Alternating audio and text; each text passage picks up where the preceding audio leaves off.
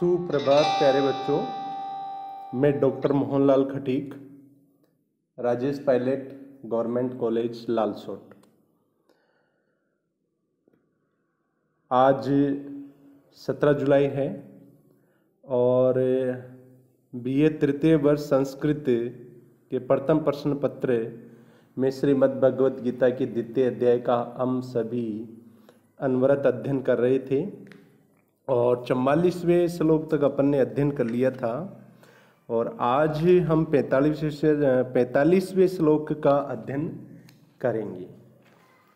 श्री कृष्ण अर्जुन को, किंग कर्तव्य विमूढ़ अर्जुन को ज्ञान की शिक्षा दे देते हैं। उसके बाद में वो कहते हैं कि मैंने तुझे ज्ञान से संबंधित यानी सांख्य और योग शास्त्र में ज्ञान से संबंधित सारी बातें बता दी है। अब मैं तुझे कर्म योग की शिक्षा देता हूँ और कर्म योग भी कैसा, निष्काम कर्म योग की शिक्षा दे रहा हूँ। अगर इस निष्काम कर्म योग का तुझे थोड़ा सा भी ज्ञान हो जाता है तो यह निष्काम कर्म योग तेरी महान भय से रक्षा करेगा। तो 45वें श्लोक में श्री कृष्ण क्या कहते हैं, सुनिए। त्रिगुण्य विषया वेदा निस्त्रिगुण्यो भवार्जुन निर्द्वंदो नित्य सत्वस्तो निर्योग क्षेम आत्मवान। श्री कृष्ण अर्जुन को कह रहे हैं कि हे अर्जुन, वेदाः त्रैगुण्ये विषयाः त्वं निस्त्रैगुण्यः निर्द्वन्द्वः नित्य सत्वस्थः निर्योगक्षेमः आत्मवान भव। ये इसका अन्वय हो गया। इसमें श्री कृष्ण कह रहे हैं कि हे अर्जुन, वेदाः जो चारों वेद है, वेदाः अर्थात जो चारों वेद है, ऋग्वेद, यजुर्वेद, सामवेद और अथर्ववेद, ये जो चारों वेद है त्रैगुण्य विषयाः यानी तीन गुणों का समुदाय जो है। तीन गुण कौन कौन से हैं? सत्व, रज और तम। यानी इन तीन गुणों के समुदाय से उत्पन्न कार्य रूप विषयों वाले हैं। यानी चारों वेद कैसे हैं? चारों वेद हैं इन तीनों गुणों के समुदाय से उत्पन्न जो कार्य रूप सांसारिक विषय हैं, कार्य रूप जो सांसारिक विषय हैं उनसे युक्त है। ये तीनों ही वेद उनसे युक्त है। त्वम और तुम निस्त्रिगुण्य और बिना तीनों गुणों के हो, बिना तीनों गुणों के हो यानी तुम तीनों गुणों से शून्य हो। निर्द्वंद है और सुख दुख, सर्दी गर्मी, मान अपमान इत्यादि द्वंद्वों से रहित हो। नित्य सत्वस्थ है और नित्य ही सत वस्तु में तुम बैठे हुए हो या स्थित हो, यानी तुम नित्य ही सत वस्तु में स्थित हो। निर्योग क्षेम और योग तथा क्षेम से रहित हो या शून्य हो। इसलिए तुम आत्मवान भव अर्थात तुम आत्मा से युक्त बनो, अर्थात आत्मवान बनो या आत्मपरायण बन जाओ। यानी श्री कृष्ण अर्जुन को कह रहे हैं कि हे अर्जुन, ये जो चारों वेद है, ये चारों वेद कैसे हैं? तीनों गुणों के समुदाय से उत्पन्न कार्य रूप सांसारिक विषयों वाले हैं। कार्य रूप सांसारिक विषयों से उत्पन्न विषयों वाले हैं और तुम तीनों गुणों से रहित हो, द्वंद्व से शून्य हो, नित्य ही सत वस्तु में स्थित हो। निर्योग क्षेम है अर्थात योग और क्षेम से शून्य हो, इसलिए तुम आत्मपरायण बन जाओ। हे अर्जुन, तुम तीनों गुणों से शून्य, निर्द्वंद, नित्य सत्वस्थ, निर्योग क्षेम आत्मवान बन जाओ। अर्थात ये जो निस्त्रिगुण्य, निर्द्वंद है, नित्य सत्वस्थ है, निर्योग क्षेम है, ये जो आए हैं अर्जुन के लिए आए हैं। अर्जुन कैसा है? तीनों गुणों से शून्य है, द्वंद्वों से रहित है, नित्य ही सत्वस्तु में है या सत्वस्तु में स्थित है और योग और क्षेम से रहित है। इसलिए श्री कृष्ण अर्जुन को उपदेश दे रहे हैं कि तुम आत्मपरायण बन जाओ, अर्थात आत्मवान हो जाओ। यानी अपने आप को शरीर वाला मत समझो, यानी तुम तुम्हारी सत्ता शरीर के रूप में मत समझो, आत्मा के रूप में तुम तुम्हारी सत्ता मानो अथवा समझो। यहां पर जो योग और क्षेम आया है, योग का अर्थ है युज धातु से गह्य प्रत्यय करने पर योग बनता है और योग का मतलब है अप्राप्तस्य प्राप्ति योग है, अर्थात जो अप्राप्त है उसकी प्राप्ति करना योग कहलाता है। क्षेम का यह अर्थ यहाँ पर यह है प्राप्तस्य रक्षणम क्षेम है, अर्थात जो प्राप्त हुआ है उसकी रक्षा करना क्षेम कहलाता है। उसकी रक्षा करना क्या कहलाता है? क्षेम कहलाता है। आत्मवान में यहाँ पर आत्मन शब्द से वतु पढ़ते हैं, त्रैगुण्य में यहाँ पर त्रिगुण से संज्ञे पढ़ते हुआ है। अर्थात इस पद्य में श्री कृष्ण ने अर्जुन को तीनों गुणों, समस्त द्वंद्वों तथा योग और क्षेम से दूर हटकर आत्मपरायण बनने की शिक्षा दी है, अर्थात प्रेरणा दी है। अगले श्लोक का हम अध्ययन करते हैं।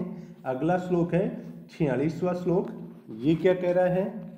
यावानर्थम उद्पाने सर्वतः संप्लुतोदके तावान सर्वेषु वेदेषु ब्राह्मणस्य विजानतः। आगे श्री कृष्ण अर्जुन को उपदेश देते हुए कह रहे हैं सर्वतः संप्लुतोदके उद्पाने यावान अर्थः विजानतः ब्राह्मणस्य सर्वेषु वेदेषु तावान। अर्थात किसी पुरुष का, अर्थात किसी पुरुष का सर्वतः यानी सब ओर से, संप्लुतोदके परिपूर्ण, सब ओर से जल से परिपूर्ण जलाशय के होने पर, सब ओर से जल से परिपूर्ण जलाशय के होने पर, उद्पाने अर्थात छोटे जलाशय में यानी छोटे तालाब में या कुएं आदि में, यावान अर्थ है जिस व्यक्ति का यावान यानी जितना अर्थ है, अर्थात प्रयोजन होता है, जितना प्रयोजन होता है उतना। विजानत है ब्राह्मणस्य अर्थात आत्मज्ञान के बारे में या ब्रह्म ज्ञान के बारे में जानने वाले ब्राह्मण का या व्यक्ति का, अर्थात आत्मज्ञान के बारे में और ब्रह्म ज्ञान के बारे में जानने वाले ब्राह्मण का सभी वेदों में तावान यानी उतना ही प्रयोजन होता है, उतना ही प्रयोजन होता है। अर्थात श्री कृष्ण ने यहाँ पर आत्मज्ञान को या ब्रह्म ज्ञान को बड़ा बताया है। इसको कैसा बताया है? वेदों से भी बड़ा बताया है कि ब्रह्म ज्ञान या आत्मज्ञान जो है वेदों में तीनों गुणों से उत्पन्न कार्य रूप सांसारिक विषयों से भी बड़ा है। क्या है? ब्रह्म ज्ञान या आत्मज्ञान। और ऐसे ब्रह्म ज्ञान को जानने वाला व्यक्ति या ब्राह्मण, जानने वाले व्यक्ति का या ब्राह्मण का वेदों से उतना ही प्रयोजन होता है जिस प्रकार एक सब ओर से जल से भरे हुए बड़े जलाशय के होने पर छोटे जलाशय से किसी व्यक्ति का जितना प्रयोजन होता है। अर्थात जैसे बड़े जलाशय के प्राप्त हो जाने पर जल के लिए छोटे जलाशयों की आवश्यकता नहीं रहती है या थोड़ी बहुत आवश्यकता रहती है, उसी प्रकार ब्रह्मज्ञानी या आत्मज्ञानी व्यक्ति को आनंद के लिए वेदों की आवश्यकता नहीं रहती है। अर्थात ज्यादा नहीं रहती है, यानी उसका वह थोड़ा सा ही प्रयोजन समझता है। इसमें सर्वतः जो आया है, सर्व धातु सर्व शब्द से तहसील पढ़ते हैं और उद्पाने में लुट पढ़ते हैं। वी जानतः में वी उपसर्ग पूर्वक घ्या धातु से सत्री पढ़ते हैं और षष्ठी का एक वचन है और ब्राह्मणस्य का ये विशेषण आया है। समपलुतो उदके में भी सप्तमी का एक वचन है। इसका एक बार अपन समेकित रूप से अर्थ देख लेते हैं कि सर्वथा भरे पूरे जलाशय या सब ओर से भरे हुए बड़े जलाशय के प्राप्त होने पर छोटे जलाशय कुएं आदि में मनुष्य का जितना प्रयोजन रहता है, सम्यक प्रकार से ब्रह्म ज्ञान से संपन्न या ब्रह्म ज्ञान को जानने वाले ब्राह्मण का या व्यक्ति का समस्त वेदों से उतना ही प्रयोजन रहता है। अर्थात ज्यादा प्रयोजन नहीं रहता। किसका ज्यादा प्रयोजन नहीं रहता? जो ब्रह्म ज्ञानी है या आत्मज्ञानी है। चलिए हम अब अगले श्लोक का अध्ययन करते हैं। अगला श्लोक है 47वां श्लोक है, जो अपनी भारतीय संस्कृति में काफी प्रसिद्ध है। और वो श्लोक कौन सा है?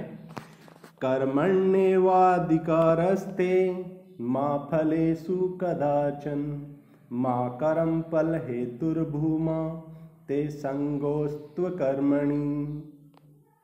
श्री कृष्ण इस श्लोक में उपदेश देते हुए कह रहे हैं, ते कर्मणि एव अधिकार है फलेषु कदाचन मा कर्म फल हेतु मा भू ते अकर्मणि संगम मा अस्तु। श्री कृष्ण इस श्लोक में अर्जुन को कह रहे हैं कि हे अर्जुन, ते यानी तुम्हारा, कर्मणि यानी कर्म में, कर्मणि अर्थात कर्म में, एव अधिकार है अर्थात कर्म में ही अधिकार है। हे अर्जुन, तुम्हारा यहां कर्म में ही अधिकार है। फलेषु कदाचन मा, फलों में कभी भी अधिकार नहीं है। अर्थात हे अर्जुन, तुझे निष्काम कर्म करना चाहिए, काम के पीछे फल की इच्छा नहीं करनी चाहिए। कर्म फल हेतु मा भू, कर्म में फल के कारण वाला, यानी कर्म में फल को ढूंढने वाला मा भू अर्थात मत बनो, मत मा भू अर्थात मत बनो, ते अकर्मणि और तुम्हारा अकर्मणि अर्थात बिना कर्म किए रहने पर संगम जो प्रीति है मास्तु वो भी नहीं होनी चाहिए।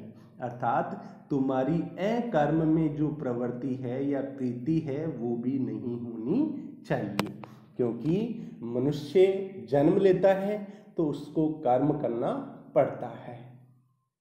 और कैसे कर्म करे मनुष्य? निष्काम कर्म करे। इसलिए श्री कृष्ण अर्जुन को उपदेश दे रहे हैं कि तुम्हारा कर्म में ही अधिकार होना चाहिए, फलों में कभी भी नहीं होना चाहिए।